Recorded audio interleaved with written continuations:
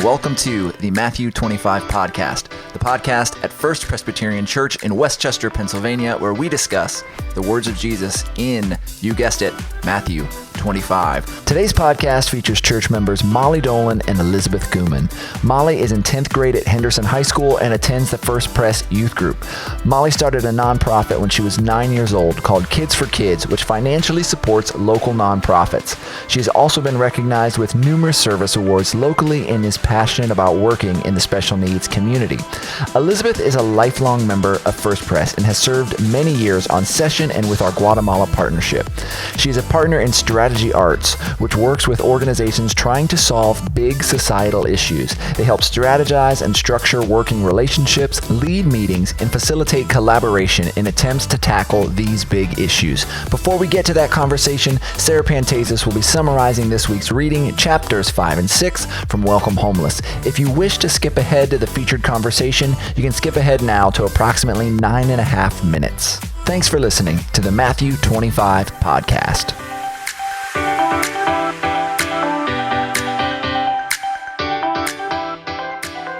Hello, this is Sarah Pantasis, Director of Christian Education, here with a summary of chapters 5 and 6 of Welcome Homeless. Chapter 5 is titled Peggy and David, the Baby Boomers. The homeless person featured in this chapter is a woman named Peggy, whose mother took thalidomide in the 1960s when she was pregnant. And as a result, Peggy was one of thousands of children who were born with severe physical deformities. Peggy was born with feet but no legs, and hands but no arms, and her mother outright rejected her. Peggy was regularly beaten and not cared for physically or emotionally. When she was old enough, her brother helped her escape to the streets, where she ended up living in an electric wheelchair, addicted to methamphetamine and crack cocaine. The other person Graham introduces us to in this chapter is a man named David Shiflett. He and his wife, Kay, owned one of the biggest architecture firms in Austin, building multi-million-dollar homes. David and his wife randomly ran into Graham in 2003 at a restaurant. They knew who he was, so they went up to talk to him. And they told him that, quote, they like to meet interesting people, but have no real interest in helping people who just need to get a job. So Graham invited them on a truck run to deliver bagged lunches with mobile loaves and fishes, and that ended up being a huge day for David. Graham describes that as David sat in the truck watching, he realized that he'd spent his whole life helping himself, and he couldn't remember the last time he'd done something to help someone out. Graham writes what David asked him. He said, "Alan, what can mobile loaves do to help this guy?" Wrong question. Nah, man, the question is, what can David Shiflett do to help this guy? End quote. This was the instant that David was hit by the realization that you can't just expect the next guy to take care of it. He realized that he had both the responsibility and the ability to help, so he did. A year after David's realization, he and his wife went out with Graham to pick some people off the street on a very cold night and get them into hotel rooms.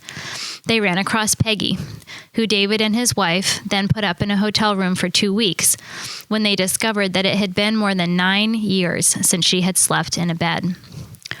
After that, they ended up buying her an RV and a cell phone, and Graham writes that this was the first time in Peggy's life she felt safe.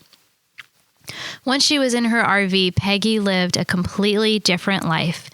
She didn't like to leave her home, but she was willing to sell note cards that she made at a Christmas market. It was the first time that she earned money with dignity, an important lesson that Graham learned from her. Peggy's story ended quite tragically.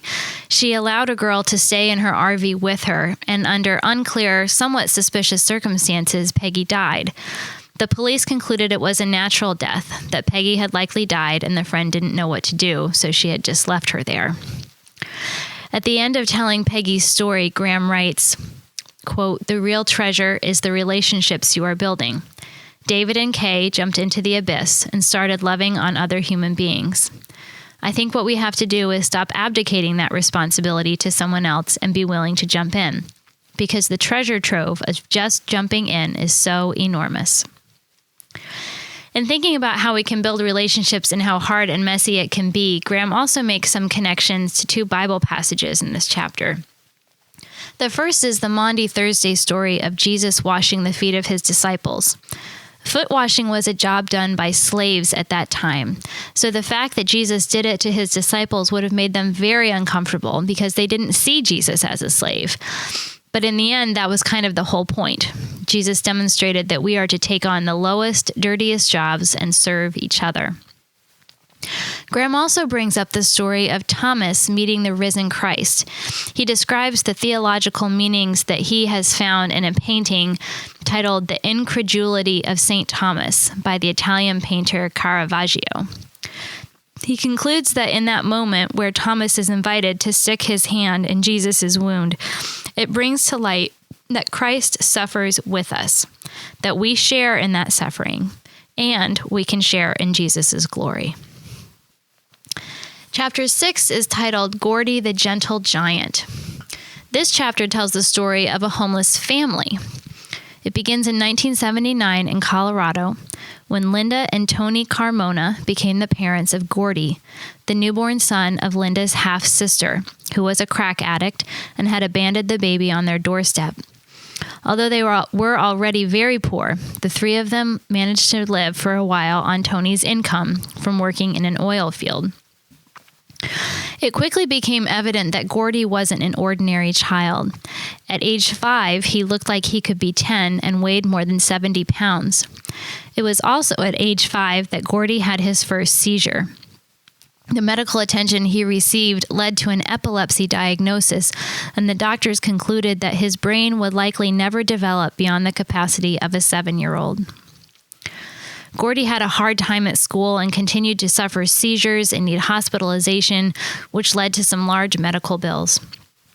Tony ended up in prison for stealing, so Linda and Gordy relocated to Austin, and Tony reunited with them there when he was released a couple years later. Once the family was reunited, they had nothing, and they spent the next 3 years living on the streets or separated from each other at shelters. And many shelters wouldn't accept them because of Gordy's epilepsy. Graham met this family in 2005 at a regular Tuesday night Bible study that they attended, and shortly after he moved them into an RV that had been fully stocked and prepared for them. It took Gordy more than 2 months to realize that this was their home to stay in long term. Tony was able to tell his son, "Your home," and the family quickly became part of the Mobile Loaves community, working and helping out in different areas as they were able. Unfortunately, Gordy did not live for much longer. He died after experiencing a seizure in the bathtub. In reflecting on the aftermath of that tragedy, Graham shares a couple of ideas. First, he reflected on how we judge people.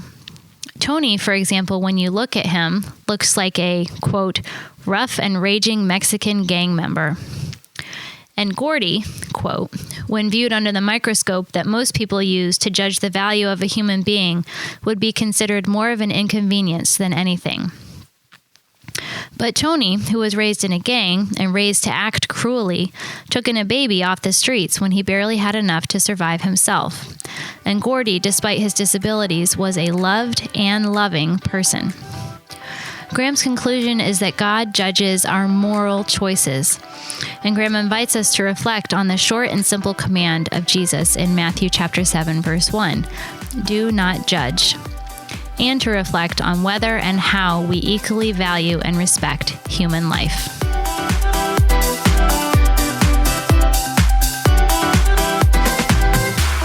And now for our featured conversation with Molly Dolan and Elizabeth Guman.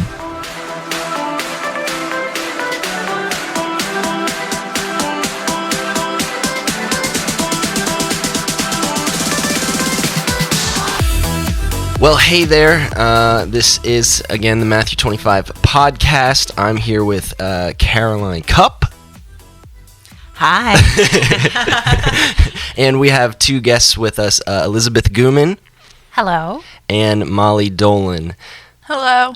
we're going to share a little bit about Elizabeth in a minute, or she's going to get a second to share about herself. We wanted to share a little bit about Molly. Molly is in 10th grade over at Henderson High School.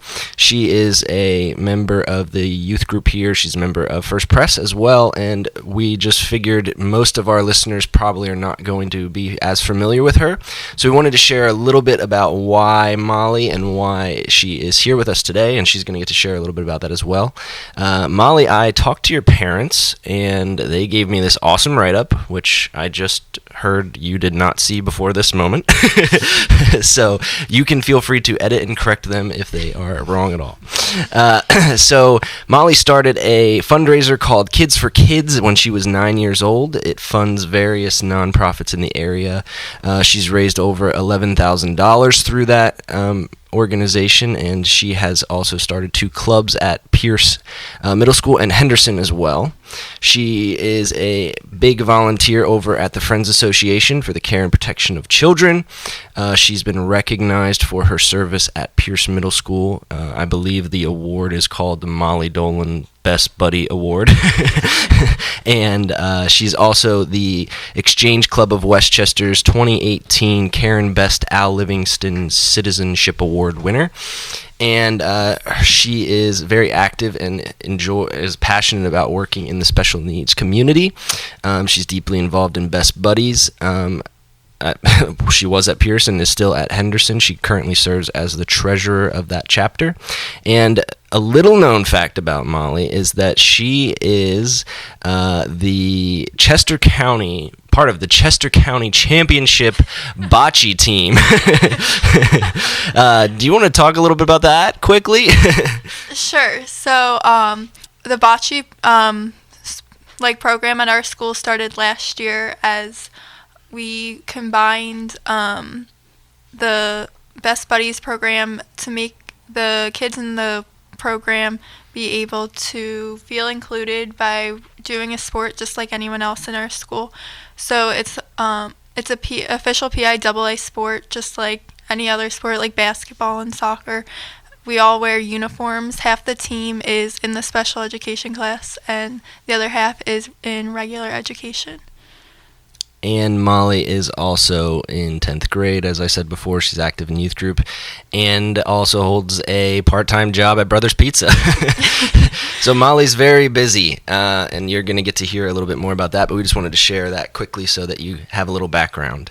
But the first question here we have is for Elizabeth. And Elizabeth, you are a lifelong member here at First Press, and many of us know you through your roles on Session, our Guatemala partnership, and mission projects. People may not know the work that you do professionally, though, and so would you tell us a little bit more about your role in the nonprofit sector? Sure. So I'm a partner in a consulting firm called Strategy Arts. That's made up of myself, my business partner, and we have 2 full-time employees.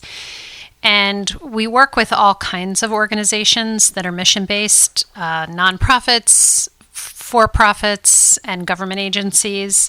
We work locally and nationally. And we do a lot of work with nonprofits. We do a lot of work with nonprofits that are collaborating to solve big societal issues that they can't solve by themselves, such as homelessness, infant mortality, mobility out of poverty. And it's hard work to collaborate, so we help them with planning, making governance agreements about how they'll work together. We facilitate meetings that promote deep dialogue to get at root issues and to push past barriers of collaboration. So an example of our work is a project we recently did with Women's Way Foundation in Philadelphia. They are leading a collaborative initiative to address economic insecurity of women in Philadelphia. And we helped them to set up that structure, make plans for their collaborative, and we ran their first set of meetings. So that's kind of the nature of the work, and it's amazing work, and I feel really privileged to be able to do it. Yeah, it sounds like you get to be involved in a lot of really cool projects. We do. Molly, so I'm intrigued to hear the story behind Kids for Kids, right? So Elizabeth has talked about how she kind of gets involved in these other nonprofit organizations on a higher level, but you started Kids for Kids. And so where did this idea come from? I heard it was at age 9. And so what made you want to start this fundraiser and organization? So I actually get asked this question a lot, so I should probably have a better answer. But I never really know what the right answer is, because there really is no specific answer or exact moment that I felt like something needed to be done in our community. Just over time, just seeing people in public, one of the biggest things that I've noticed is homelessness, just because that's probably one of the most noticeable ones to see as you're in public. And it was around winter time, just because it's so cold outside, and near Christmas, seeing people that aren't always with their families near the holidays and outside alone, is really when it hit me how lucky we are, and fortunate that people don't always have what we have. And that's what made me wanted to get started in giving back to people that aren't as fortunate. And so for a lot of people listening, hearing all of the things that we kind of listed that you're involved in and the work that you do, where do you find your passion for the things that you do? Is there like a moment where things clicked for you? You kind of maybe talked about how that was in the winter, or have you found your passions over time, I guess? Yeah. I get motivated and notice and am inclined to help more as I see an impact. And I know there's not always a direct impact that I can see. Sometimes throughout Kids for Kids, when we donate money, I don't see a direct impact from where that goes. But through other events that we do, especially helping with the Friends Association in Westchester, where we get to meet the families and everyone there, getting to see how happy they are when you help, that really is what keeps me wanting to do what I do. This is Caroline here. So Elizabeth, in service, we often talk about the profound struggles that people face and how we as a church can help. But you've spoken with our missions committee here at church about what you call asset-based approaches to service. Can you tell us more about what that is and how it might change our perspective about what helping looks like? Sure. So asset-based approaches, what that means is it's a way to approach helping that emphasizes a community's assets, what they have that's working, while also addressing the issue at hand.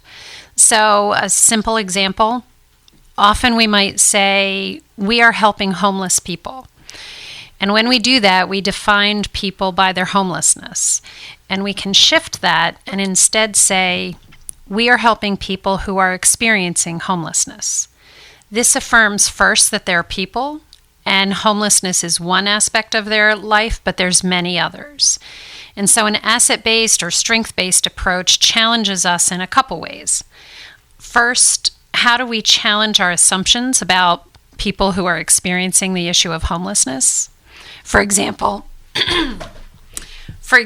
some people might assume that a person who is homeless can't hold down a job. And while that's true for some people experiencing homelessness, it's not true for all. And assumptions like this can blind us from seeing their skills, their passions, their resources, their resiliency, and can blind us from seeing the possibilities. Another way is that it challenges us to think, how can we help and also be an equal or a peer with the person that we're helping? I think about how Molly's example just now, and you were talking about how you are on a bocce ball team and you're all on the team together. And so how do we be friends and human to human? And so how do we interact in ways that uphold the dignity of the people we're quote unquote helping and leaves them in truly empowered and not more deflated or more dependent on further charity?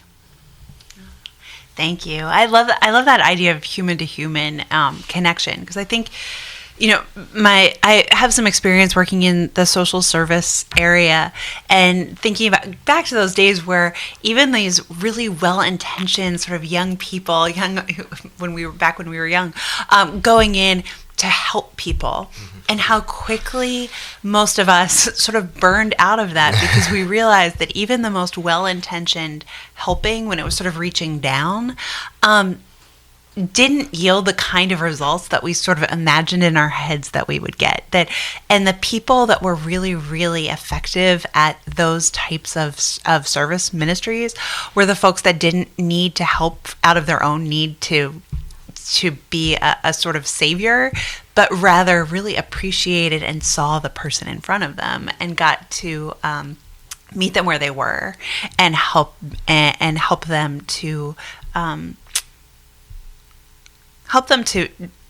succeed at the places that they really felt drawn to succeed at. So, and Molly, I'm thinking too, like that sort of coalition building, that none of us are doing this by ourselves. And a lot of your work involves the help and the camaraderie of some of your classmates.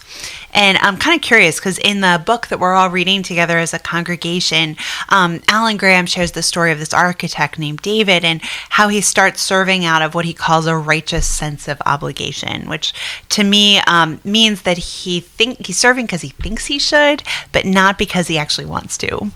And how quickly that for this guy it changes because he actually meets people who are homeless. And I was wondering, have you experienced that in your work? And as you bring others to it, that people are saying, oh, well, maybe I need to sign up for a club. But then all of a sudden they sort of are captured by this spirit. And if they are there just because they need to be, how have you helped them move from one place to another? Yeah, I definitely see this, especially a lot more in high school than in middle school. I think now that people are in high school, they want to get involved in clubs and stuff as they move forward and look into colleges and want different activities to be seen that they're involved in. So I definitely can tell when there's like people that get involved, and I don't think there's like not an immediate way that you can change their mind about why they're doing an activity. I think you have to support them for the reason that they are doing it, and then let them change their mind on their own. You can't change it for them. You have to give them the time to notice and decide when it's the right time for themselves as they experience it.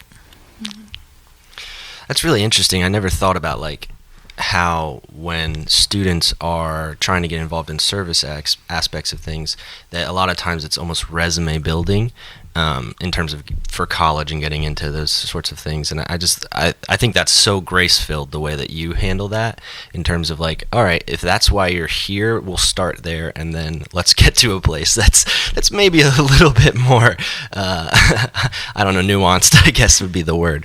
And so when we think about bringing experts to the table to try and address a problem, it's often someone with a lot of letters behind their name or who has some kind of notable professional background. But Elizabeth, you've worked hard to incorporate people who have actually dealt with the issues as experts and consultants. Can you tell us more about that? Why is that important? What are some of the challenges you faced? How might we do that as we engage this issue of homelessness?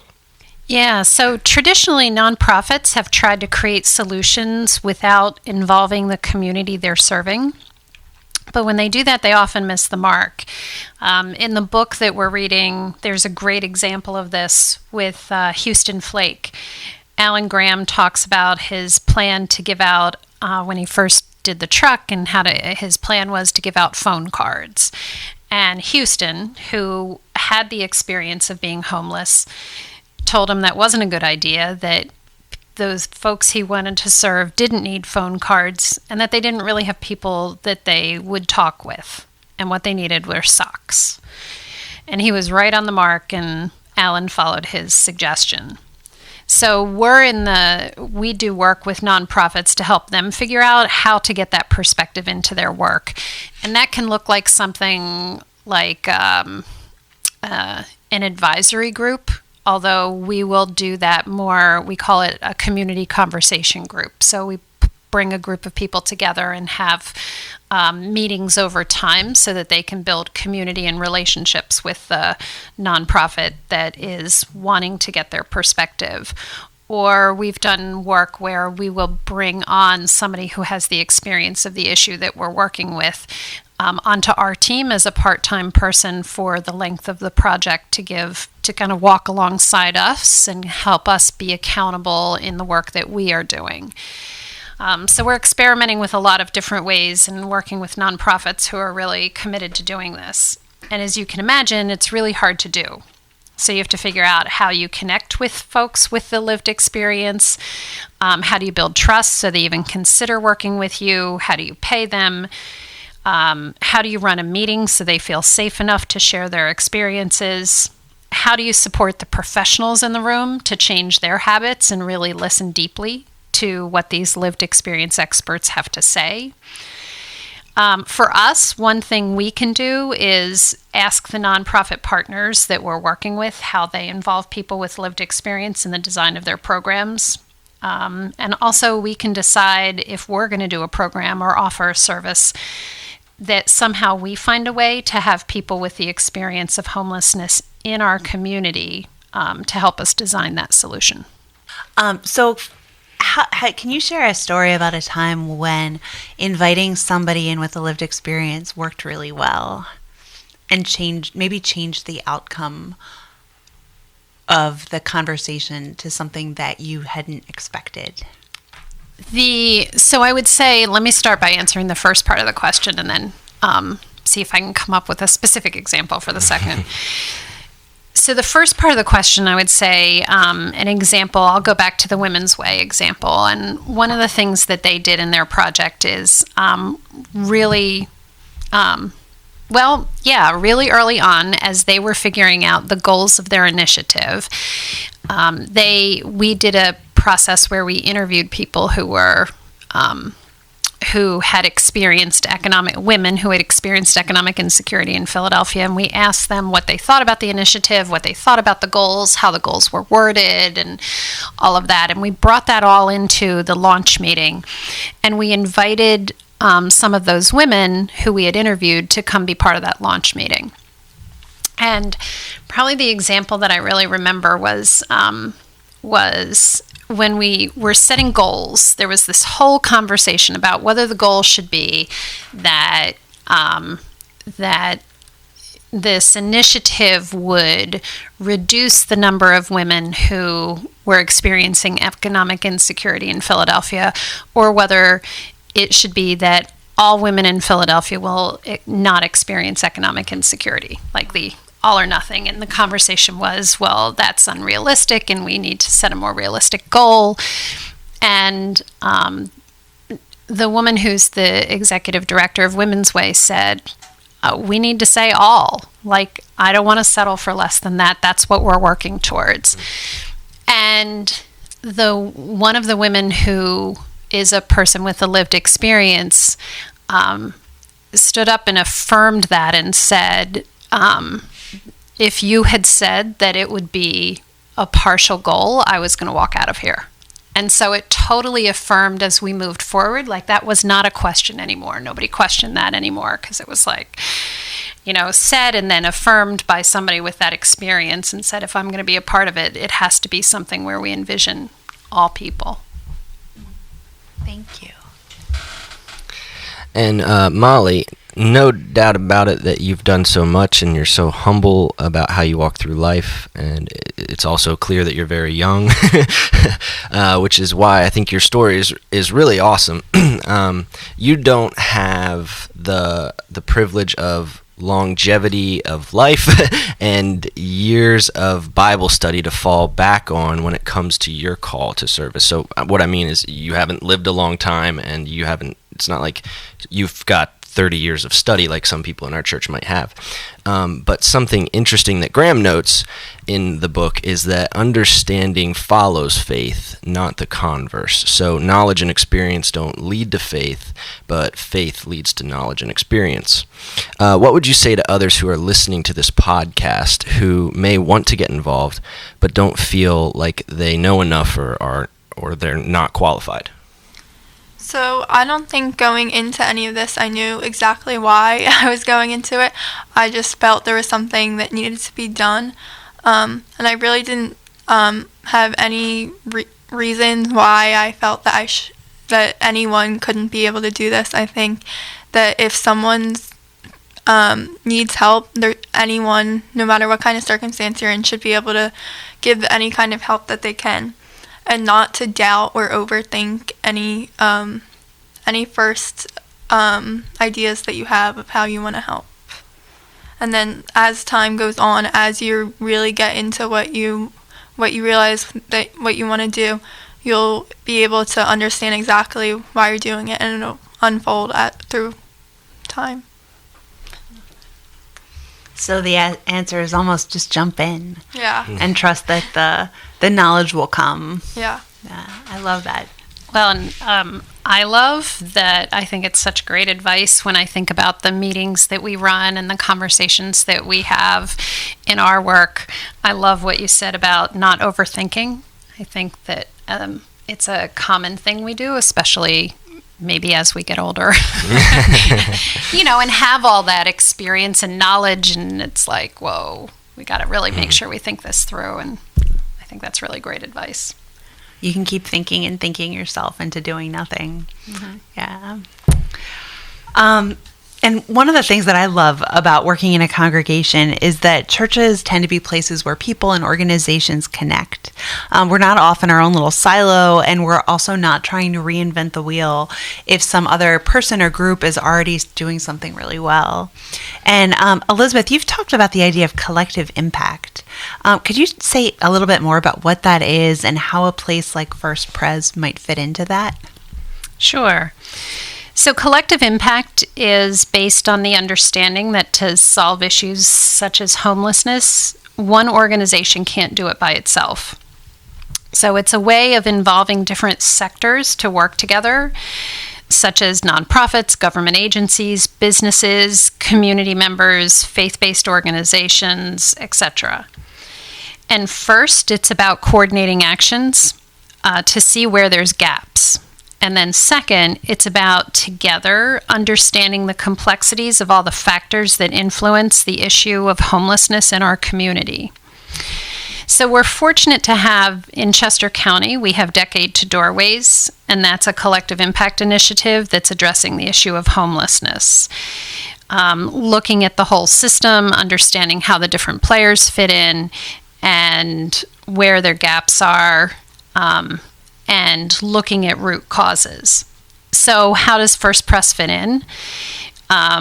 We would engage with Decade to Doorways to coordinate action, which I know we've already started doing. We would ask where there's gaps, and we would consider how we can fill them. As we think about what we want to do to address homelessness, we make sure that somebody else isn't already doing it. And Decade to Doorways just has a beautiful way of helping us. We don't have to do a whole lot of research. And also, I think we make a commitment to learn about all the groups in our community working to solve this issue, and we ask how we can support getting at root causes of homelessness in our community. So it sounds like almost if we picture the agencies as sort of dots on our map, we're the water that maybe fills in between the dots to connect all of those different places and see where the needs are. Yeah, and maybe we're a dot that isn't on the map yet, that there's a space that needs someone to step in and do something. Yeah. You were talking before about that idea of working in these really complex spaces with issues like maternal and infant mortality and women who are experiencing economic insecurity, where there's not like a clear and easy solution to the problem. It's not like, oh, if we just wrote a check, that would solve the problem. And it strikes me that homelessness is a lot like that. And so as we do our own deep dive into this incredibly complex and profound problem that people are facing in our community, what words of wisdom do you have? And maybe is this even the right way to think about it, making a dent in this problem? So I definitely think we want to make a dent, or maybe it's that we want to help create a community where all people have a home, being more picturing a bigger goal than making a dent. Words of wisdom. I think one of the things we need to really be doing is coming from a place of learning. So when we step in to help, we often come from a place of knowing. So how do we, even when, as you were talking, Molly, about not overthinking and just stepping in and doing, we do it from a place of learning and say, so I'm going to do this, and then I'm going to see if it helped. Did this work? We call, in our work, we call that a theory of change. We have a theory about how change will happen, and then we take action, and then we say, was our theory right? Did the bocce ball thing work? Or not. And if not, then we change it. So really being committed to come from a place of learning. When we come up with an idea for action, we ask what are our assumptions about why this will work. And then we think about how can we check those assumptions. And some of the learning might be hard. We might find ways that unintentionally we're not helping when we think we are. We might find ways that we actually contribute to the problems. Like the root causes. So we have to be willing to explore this. And then second, next to coming from a place of learning, I would say, is to be persistent. So we can certainly help people with short-term issues, people who are experiencing homelessness. But if we want to reduce this issue in our community over the long term, we have to stay with it. And we have to keep showing up, and we have to keep figuring out what it means to show up, and that'll change over time.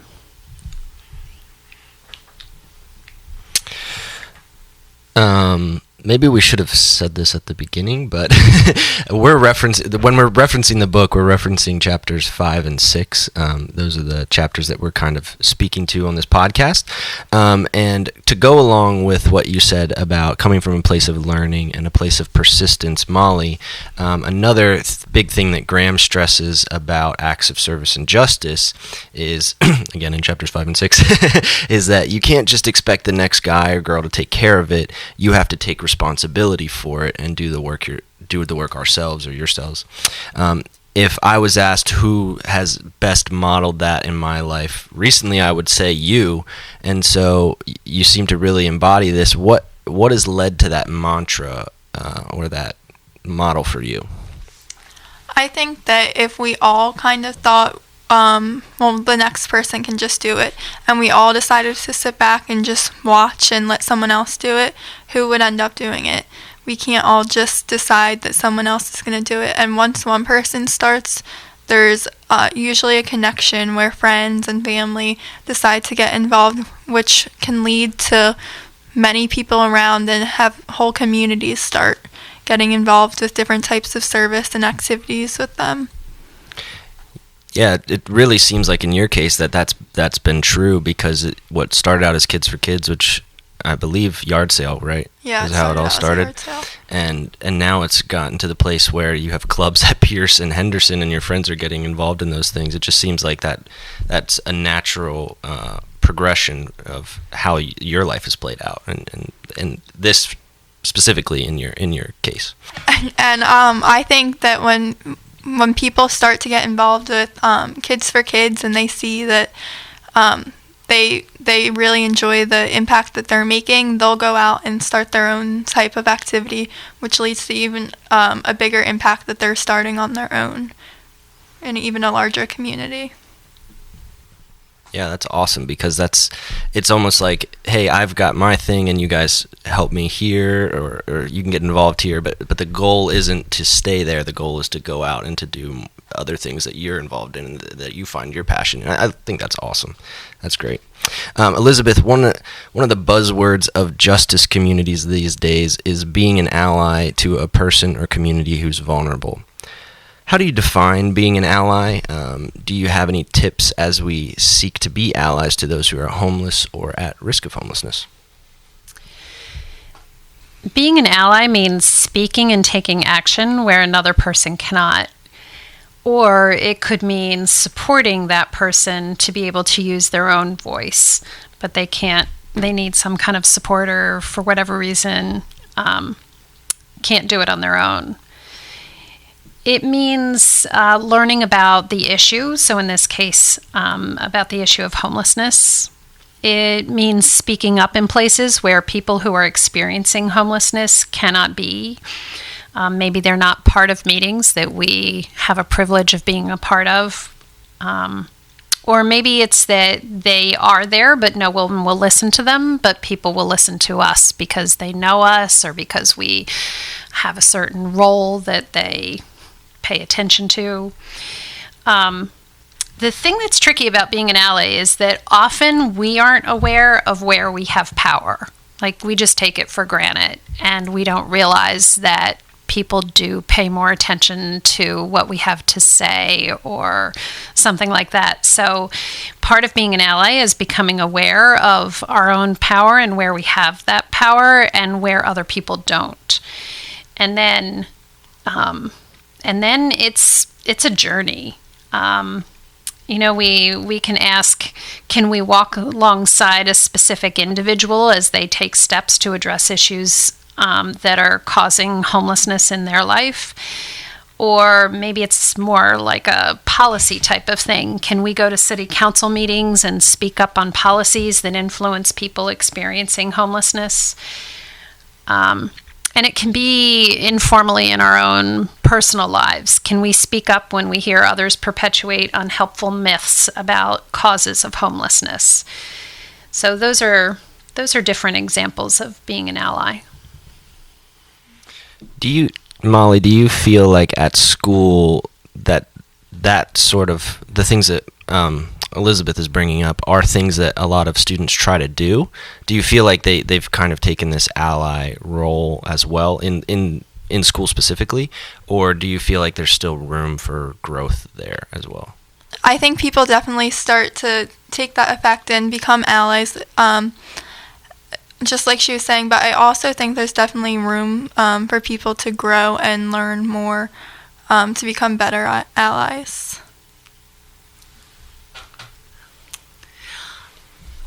As you guys both have been talking, and I'm going a little off script here, along with being tremendously inspired by the work that both of you are doing in your own context, the other part of me is thinking, man, this is hard. Both of you are engaging these issues where there are no easy solutions. And I imagine the work is sort of long and slow. And so I'm curious how you keep your energy up or how you keep sustained in this work. Molly, I guess I'll go over to you first. All right. A lot of it, I think, is finding people that are as engaged as you are. So a lot of times at meetings, the people that come every week or every meeting are the people that really get involved. And when you start talking to them, you realize they have the same type of energy that you have. And after talking to them, you realize that you're not the only one that wants to try and make like there's so many other people that are trying to do exactly what you're doing, and after coming together there you realize that you guys can make a change together.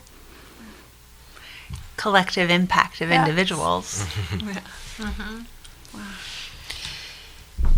I think one of the things that I've been working at around this is self-care. So how to pay attention to when I'm getting burned out, when I'm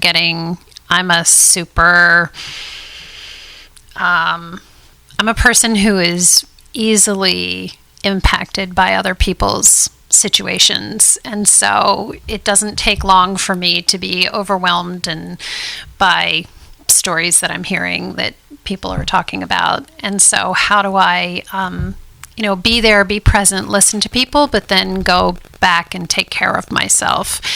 I have found one of the things that I've really ramped up in the past few years as we've gone deeper into this work is my own meditative prayer practice. I find that really work at being committed to doing that on a daily basis as best I can, and that helps me stay clear, and also realize that I need to draw energy from something bigger than myself. So for me, that's my faith in God. So that's kind of my own personal part, and then the other part is that the other people that I work with.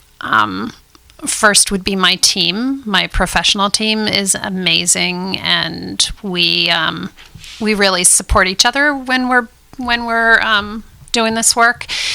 And if one person's burned out, we have space to process that and support each other. And then our clients are amazing people, and I draw a lot of energy and inspiration from them as well.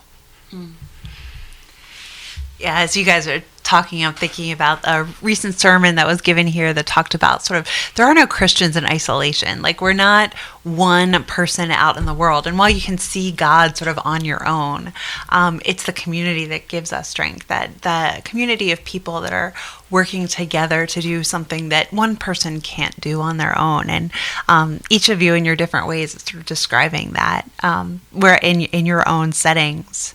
And Elizabeth, you touched on this just a little bit in your last answer, but I'm wondering, from the other side, you talked about how your faith sustains you in your work, but I'm wondering, as a person of faith, why is this work important to you? And where do you feel, as an elder in this church, a leader of this congregation, where have you sensed that God is calling our church? So one of the things that I've learned and am continuing to learn from my involvement with our ministry in Guatemala is about the power of fellowship ministry. So what has sustained that partnership is our commitment to being in relationship with fellow followers of Christ. First, we love and respect each other. And the fact that we can share our resources with the Gethsemane Church so they can do their ministry in the community, that's secondary. And so when the Matthew 25 group said that the relationship was primary in whatever we do with this issue, that we would always start from a point of relationship, that made total sense to me. That really inspired me. And honestly, I don't know what that means in terms of the specifics right now. But I really, if you ask me, where is God feeling, where do I see God calling this church? I think it's to be with that. And so I think it's about being with the questions. I think God is calling us to live into some specific questions, like how do we start with whatever we do by being in relationship? And how do we take action at root causes so we can make long-term changes in people's lives and in our community, so every one of God's children has a home? How do we have to change, and how do we have to deepen our faith and strengthen our own church community so that we can do this work? All right, can you say again the first part of the question, though? You said, why is this work important? Yeah, why is this work that we are engaged in as a congregation, why is it important to you? Yeah. So you referenced the sermon. Greg spoke a few weeks ago about how God gathers us. So we have been gathered here at the corner of Minor and Darlington. And what's important to me is to think about how we're being called to be Jesus's hands and feet and voice and ears and heart in this community. That's what I think about in terms of my own work, my professional work, and when I think about our church work, I think about that same question. And I'm really inspired to be on this journey with the rest of my faith community as we discern that answer together. Thank you. So Molly, last question. Your parents, in their very appropriate and very glowing biography of you, say that you adore working with your friends who do have disabilities. And I just want to give you a little space to share with us about some of the relationships that you've been able to form as part of these circles. Can you share an experience or experiences that have been particularly meaningful to you? So I started getting involved with the Best Buddies program in middle school in 7th grade and continue to do it at Henderson now. But one of the biggest and most special experiences that I've ever felt was, again, with the bocce team. As we So as our bocce, there's not many kids on the team. There's like 6 kids in the special education class and 4 in the regular education on the team. So it's not very spread throughout the school, and it's usually just people who are involved in Best Buddies. But as we went to Hershey for states, none of the kids in the Lay Skills class knew, but we walked outside of the classroom and the entire school was lined up in the halls and the marching bands, and then there was a police escort for the whole team, like out of Chester County. And not even for me, but getting to see the faces on everyone else on the team who had no idea that this was going to happen, and seeing the whole school come together as one community for one team who the school doesn't always show, and not everyone in the school shows how their respect for everyone, but on this day they did all come together. The whole school was out supporting the team as they were getting ready to go do fit in just like everyone else. And it also kind of reminds me of here at First Pres, how everyone comes together for one purpose, all together as a community. Well, sitting here, I always end up starstruck when I'm sitting in these podcast recording sessions, because the people we interview always have great insights, and it's nothing short of amazing here. Again, thank you, ladies, for being here. And this is, if you're listening to this, we will be continuing to release new episodes in the coming weeks, so be prepared for those. And as we continue through this book study, we hope that you're finding it to be meaningful for you as well. So if you have any questions or you want to learn a little bit more about the Matthew 25 project here at First Pres, you can go to firstpreswc.com/M25. We hope you join us again. Bye.